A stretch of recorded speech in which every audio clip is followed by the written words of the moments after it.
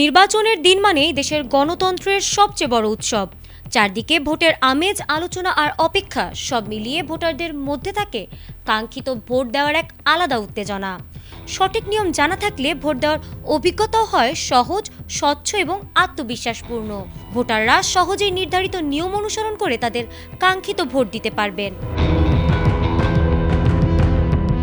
আসন্ন জাতীয় সংসদ নির্বাচনে ইভিএম নয়, এবার ভোট হবে সম্পূর্ণ কাগজের ব্যালট পদ্ধতিতে।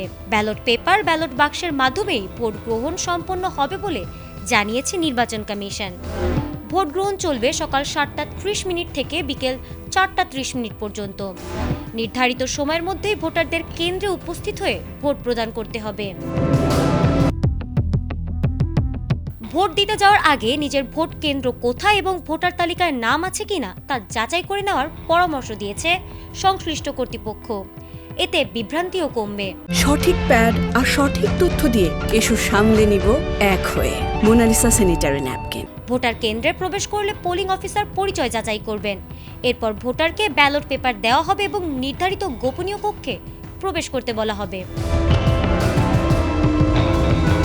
গোপনীয় কক্ষে ব্যালট পেপারে পছন্দের প্রার্থীর প্রতীকে স্পষ্টভাবে সিল বা স্ট্যাম্প দিতে হবে। অস্পষ্ট সিল দিলে ভোট বাতিল হওয়ার ঝুঁকি থাকে। সিল দেওয়ার পর ব্যালট পেপার ভাঁজ করে স্বচ্ছ ব্যালট বাক্সে ফেলতে হবে। এভাবেই সম্পন্ন হবে ভোট প্রদানের মূল ধাপ, যা সম্পূর্ণ গোপনীয়। ভোট কেন্দ্রে শৃঙ্খলা বজায় রাখা, অস্ত্র বা নিষিদ্ধ বস্তু বহন না করা এবং নিয়ম মেনে ভোট দেওয়া প্রত্যেক নাগরিকের দায়িত্ব। শান্তিপূর্ণ পরিবেশে সুষ্ঠু নির্বাচন নিশ্চিত করে। একটি সঠিক ভোটই গড়ে দিতে পারে কাঙ্ক্ষিত নেতৃত্বের ভবিষ্যৎ। তাই সচেতনভাবে ভোট দিন, গণতন্ত্রকে শক্তিশালী করুন। ফারহানা হক, এটিএন বাংলা।